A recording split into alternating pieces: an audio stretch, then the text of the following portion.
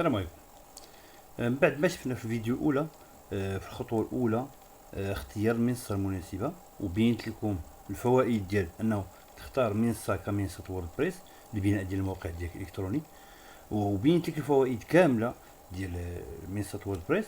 اليوم غنشوفوا كيفاش نختاروا العنوان ديال الموقع ديالنا في الخطوه الثانيه. دونك اختيار النطاق او الاستضافه للموقع ديالنا، المساله دي خصها تعطيوها اهميه كبيره. لتحصل على موقع الكتروني على الانترنت باش تكون عندك واحد الموقع في الانترنت خص يكون عندك جوج حوايج. اول حاجه اسم النطاق، هو تيتسمى الدومين، وهو الموقع ديال او عنوان ديال الموقع الالكتروني، مثلا google.com اللي كنشوفوها هنا. وغادي خصك في المساله الثانيه هي الاستضافه، الهوست، ولا بالفرنسي هو ليبرجمون، وهي خدمه غالبا توفرها شركه لربط الموقع ديالك الالكتروني بالانترنت. يعني يجي خصك واحد اسم ديال الدومين، وتخصك هاد اسم الدومين فين تحطو، فين هو الستوكاج، فين تحط لي دوني ديالك، التصاور ديالك، الكتابه اللي غتكتب، كلشي داكشي اللي غتكتب فين تحط في الاستضافه ليبرجمون. ثاني حاجه اختيار النطاق واصلاح المواقع. دوك منصه ووردبريس مجاني بحد ذاتها، الا ان النطاق والاستضافه تتكلفنا حوالي 3 حتى 5 دولار تقريبا شهريا، يعني في الشهر. يعني الا لقيتي مثلا كتشرب كاس القهوه في قهوه مره في السيمانه، ولا غتلقى راسك تقريبا راه هاد 5 دولار هي اللي كدوز بها الشهر. مع ذلك سوف نوريك طريقه الحصول على احدهم مجانا، يعني تقدر تحصل على الاستضافه ولا على الدومين فابور. والبديهيه الا بغيتي تختار شي حاجه اللي هي بروفيسيونيل، ضروري خصك تخلطهم بجوج. الحصول ديالك على نطاق تيحمل اسمك ديالك او اسم الشركه ديالك، لا هو امر مهم باش تظهر بشكل احترافي في الانترنت، بدل من الحاقه بنطاق اخر. مثلا مثل النطاقات المجانيه، يعني مشيتي لاي سيت وتسجلتي فيه وبغيتي تقاد واحد السيت ديالك فابور، كتلقى بانه تيزيد لك شي حوايج من وراء النطاق ديالك. مثلا بحال مثلا هنا كنلقاو السميه ديالك يور نيم بوان ماي فري ويب سايت بوان كوم. دونك هاد ماي فري ويب سايت تيكون هو داك ليبرجور اللي يبرجا ليك، اوتوماتيكمون تيدخل لك سميتو كاملها في السميه ديالك. دونك بهاد الطريقه تكون الاسم ديالك غير احترافي، وفي نفس الوقت كيكونوا بزاف د الحوايج كيكونوا محدودين. يعني مثلا الى انصايتي الووردبريس يقدر ما يعطيكش باش تزيد الاضافات، كاين اضافات اللي يقدر يحبسهم عليك، كاين بزاف د الحوايج اللي كيكون حابسك فيهم. إضافة لذلك فإن امتلاكك لاستضافة خاصة بك تيمكنك من السيطرة على جميع الزوايا ديال الموقع ديالك الإلكتروني. يعني بغيت تسدو، بغيت تمسحو، بغيت تزيد فيه، بغيت تنقص فيه، يعني تتحكم مثل السرعة ديال الموقع، الجدار ديال الحماية، تخزين الملفات. يعني ما كيهددك حتى شي حد بأنه شي نهار يقول لك راه فتي داك الشيء اللي عطيناك وتيسد لك، ولا تيقول لك مثلا انت وليتي كيدخل عندك الناس بزاف وتيسد ليك. دونك هذه المساله ما عمرك تعول عليها. دونك ما تيهددك حتى شي واحد، لن يهددك احدهم، كما يحدث في الاستضافات المجانيه. يعني في الاستضافه المجانيه فاش كتكون مثلا كيعطيوك واحد المساحه صغيره هي كتفوتها، ما كيعلموك ما حتى شي حاجه، تيسدوا لك الموقع ديالك ولا تيمسحوه ولا. دونك انت بالنسبه لك تيكون واحد الخدمه، واحد العمل طويل المدى، وفي الاخر كيمشي لك كلشي هباء منثورا. دونك من الاحسن انه يكون عندك الاسم ديالك بحال هكا yourname.com، الاسم ديالك .com. طبعا الاسم ديالك ما كنقولش الاسم ديالك حميد خالد سعيد، لا، الاسم ديالك هو الاسم ديال الشركه ديالك. دونك كيفاش نختاروا الاسم المناسب للنطاق ديال الموقع الالكتروني؟ اذا كان الهدف ديالك هو انشاء موقع الكتروني للنشاط التجاري، فمن الافضل ان يتطابق نطاقك مع اسم الشركه. يعني مثلا الشركه ديالك، مثلا بالنسبه مثلا للجوميه، جوميه دايرين شركه سميتها جوميه، ما دايرينش بسميت مولاها سميتو سعيد ودايرين بوان كوم، لا، دايرين جوميه. جوميه هو بالنسبه لهم كيعبروا بها على شي حاجه، وفي نفس الوقت فيها 5 حروف وسهله باش تلصق في الدماغ ديال الانسان. دونك اوتوماتيكمون حطوها. دونك اسم الشركه بوان كوم. اما اذا كنت تخطط لبناء موقع الكتروني شخصي، يعني الا كنتي بغيت تقاد شي موقع الكتروني كيهضر عليك انت، كيهضر مثلا على الدبلومات ديالك، مثلا الدكتور، مثلا احمد السقلي مثلا ولا شي حاجه، يقدر يدير احمد السقلي بوان كوم، لانه هو كيهضر على راسو. دونك بغى يدير الدبلومات ديالو، بغى يدير العياده ديالو، بغى فهمتي. دونك مثلا اسم ديالك يور نيم بوان كوم، عادة تنتهي اسم النطاق بوان كوم ولا بوان اورغ ولا بوان نت. لكن في الاشهر الاخيره ظهرت الكثير من الملحقات للنطاقات، هما لي دومين ديكستونسيون، ويوجد الاخير من عنوان الموقع الالكتروني. مثال بوان كوم ذات دونك السمات الغريبه بحال مثلا بوان اجونسي، بوان بيتزا. دونك واحد العدد ديال النطاقات اللي هي غريبه.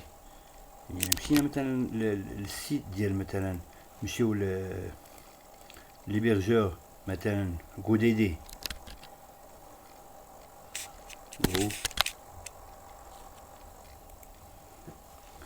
غوديدي. الا مشينا لهاد ليبرجور ودرنا مثلا راه بغينا نشريو من عندكم واحد اسم النطاق، ولا مثلا بغينا نشريو من عندكم ان هيبرجومون ولا نوت دومين، غنشوفو غير نوت دومين اش غيعطينا.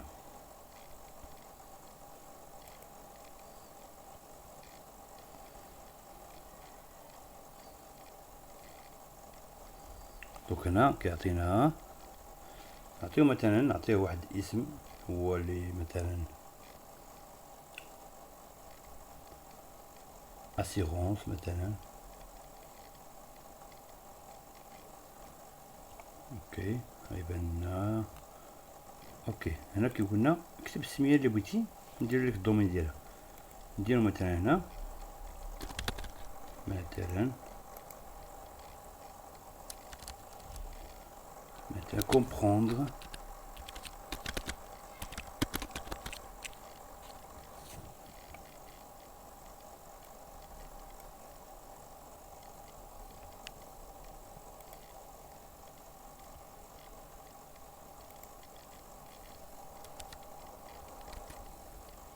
comprendre WordPress.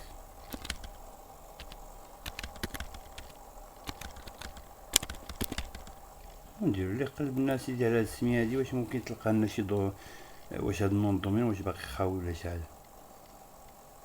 دونك اللي غنلاحظو هو انه غيحط لنا نون دومين كومبروندر WordPress. هذا مثال، لان ما يمكنش تختار اسميه طويله بحال هكا. الا اخترتي اسميه طويله بحال هكا كتصعب، واخا هي مفهومه المعنى ديالها باين. دونك تتسنى واحد شويه كي اناليزي هو داك الدومين، كيشوف واش كاين في الانترنت شي واحد اللي شاري، كيحطوا لك تيقول لك دي الا كان شاري شي واحد تعطيك بارفوا الثمن ديالو الا بغيتي تشري من عند مولاه.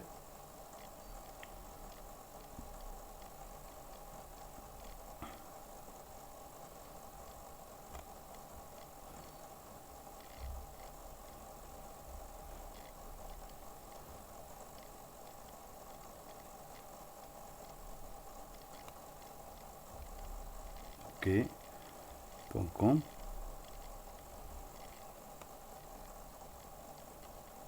واحد لنا دونك اش قالنا هنا؟ قالنا بوان كوم ما كاينش، عطانا بوان نت ب 12 دولار، عطانا بوان اورغ ب 8 دولار.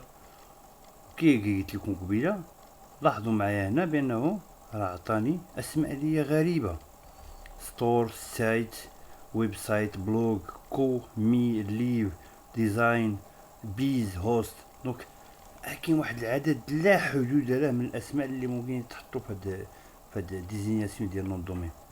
ومن هنا نقول لكم بانه من الاهميه انه يكون عندك بوان كوم. بوان اورغ تدير لي زورغانيزاسيون ملي كتكون عندك واحد المؤسسه كبيره، وبوان نت راه غاليه شويه. باش كنصحو هنايا؟ دونك كنصحو بالتجنب الملحقات النطاقات الاسماء الغريبه، ولو انها هي اللي كتكون فابور. يعني الا بغيتي بارفوا في دي سيت مثلا دي زيبرجور بحال نمشي بتعطيك دي زيكسونسيون فابور، كتلقاهم هما بيزار ولكن راه فابور.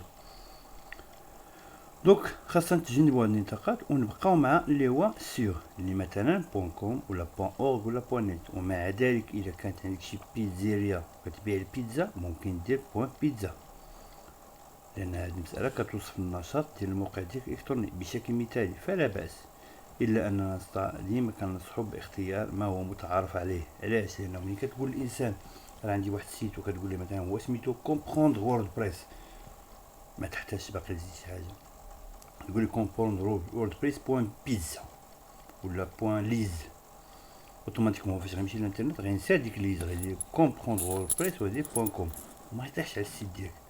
هادشي نتيجه لانه النطاق ديالك غير متعارف به في السوق، معروفش وماشي هو اللي كيتعاملوا به الناس. الوغ كي خديتي بوين كوم اي اسم قلتي ليه وماشي ضروري تقول ليه باش كامل، اوتوماتيك يقول لي كومبروندر ووردبريس، غيمشي كومبروندر ووردبريس بوين كوم. دونك الاسماء المشهوره هي هادي اللي تتعامل بها العالم يوميا وهي سهله التذكر. اما الملحقات النطاقات الغالبه ستجعل من الصعب الوصول للموقع ديالك الالكتروني، لانه من الصعب الحفظ ديالها والتذكر ديالها، والاهم انها لم تنتشر بعد بين الناس، يعني ما كاين الناس من اكثر ما عارفينهاش. دونك اي نصيحه اضافيه في الاختيار؟ دونك هناك عده اسئله ستساعدك على اختيار اسم النطاق المناسب. السؤال الاول اللي هو واش هل يمكن بناء هويه علامه تجاريه براند من ورائه؟ واش بينا نبنيو واحد علامه تجاريه مثلا ماكدونالد، ديالي ماكدونالد ماركه ديالهم، مثلا ابل تيدير لك ابل. دونك انت واش ديك الاسم اللي بغيت تحط تما واش بديرو كمارك، يعني باش من بعد الا تشهرتي وتعرفتي في العالم تعرف ديك السميه. مثلا اذا اردت انشاء موقع الكتروني متخصص في السيارات الكهربائيه ما خاصكش تخلي الاسم ديالو بيست الكتريك كار، لان هاد السميه هادي طويله بزاف. اختر اسما يلفت الانتباه، مثلا اي كارز فيها الكترونيك وفيها كارز، مثلا ميجا كارز، بحال هاد المسائل. دونك خاصك يكون عندك شويه الابداع في خلق البراند ديالك. السؤال الثاني، هل يمكن تذكره بسهوله؟ واش يمكن تذكره بسهوله؟ دونك الا درتي اي كارز غتكون احسن من ميجا كارز. علاش؟ لانه عدد الحروف، باش ما نقصتي عدد الحروف ودرتي واحد الجمله اللي تكون تلصق في الدماغ، واحد الكلمه تلصق في الدماغ راه مزيانه. دونك اسماء النطاقات القصيره ذات المعنى المعاني الواضحه يمكن تذكرها بسهوله، بينما اسم النطاق الطويل ذو الاحرف صعبه الهجاء في الغالب تتنسى. وحنا ما كنقلبوش على انه شي واحد نقول له السميه ديال السيد ديالنا وينساها، كنقلبوا على انه يكون عنده الاسم تعقلوا عليه. هل الاسم جذاب؟ انت تحتاج الى اسم يعلق، انت دونك محتاج لواحد الاسم تيعلق في الاذهان فور القراءه ديالو. مثلا جوميه ما عمرها تحيد لها من دماغي، افيتو ما عمرها تحيد من الدماغ. هادو اسماء اللي هما جايين في واحد الهيت واحد الديكور انه تيسقوا في الدماغ صغير. دونك تهجئته تتناسب مع نشاط الموقع. التفكير باسم كهذا قد يكون صعبا نوعا، يعني باش تفكر في اسم بحال هكا تجيك شويه صعيبه القضيه، ولكن لا ضر لوجود اكثر من 150 مليون نطاق نشيط حول العالم. لكن ما خمك تيأس، وخاصك تقلب حتى تلقى الضاله ديالك. وكاين واحد القاعده اللي وحيده اللي يمكن تطبيقها باش تجنب صداع الراس عند البحث على اسم النطاق الموقع الالكتروني ديالك. اللي عجبك اختارو، هادشي ما كيعنيش انه الا عجبك انا ما يعجبش ناس اخرين. خاصك تكون مقتنع به وخاصك تخدم عليه. اي اسم النطاق واخا يكون ما عندكش، واخا يكون ما عنده التقييم، واخا يكون طويل، واخا يكون كما كان، الا خدمتي عليه وخلصتي عليه الواجبات ودرتي ليه البراند ودرتي ليه شويه الماركتينغ وخدمتي عليه في فيسبوك ادز وجوجل ادز، غيتشهر. اللي هو باش تنقص هاد المصاريف هادو من الاحسن تاخد شي اسم صغير اللي كيعلق في الاذهان، ولكن الا صرفتي عليه فلوس ماشي مشكل. دونك الفيديو ديالنا بهذه الطريقه هذه كتكمل، وان شاء الله في الحصه القادمه غنوريكم كيفاش نصبوا في الموقع الووردبريس ديالنا، انستاليو، وغنحاول نخدموا بالووردبريس لوكال، يعني غنانستاليو الووردبريس في الحاسوب ديالنا وغنخدموا في الحاسوب ديالنا، بحيث انه غيكون لوكال، يعني السيستم كله غتانستاليو في البيسي ديالكم باش يمكن لكم تجربوا بدون ما تشريو واحد الموقع، واحد نوم دومين، واحد الاستضافه. ممكن انك دير واحد التمرين تتمرن عليه في الحاسوب ديالك حتى يبان لك بانه انت راه يجيك سهل، لان هو اصلا سهل، ولكن الا ترينتي عليه في البيسي ديالك وبان لك القدرات ديالك فيه والابداع ديالك فيه، ممكن ديك الساعه تتجه المساله تاعت الخلاص، يعني البيمون. وكنشكركم على التصنت ديالكم لهذا الفيديو، وان شاء الله في الفيديو القادم غنانستاليو الووردبريس في الحاسوب ديالنا، ومن بعد غنعاودو نشرحوا في هذيك المرحله نشرحوا فيها حتى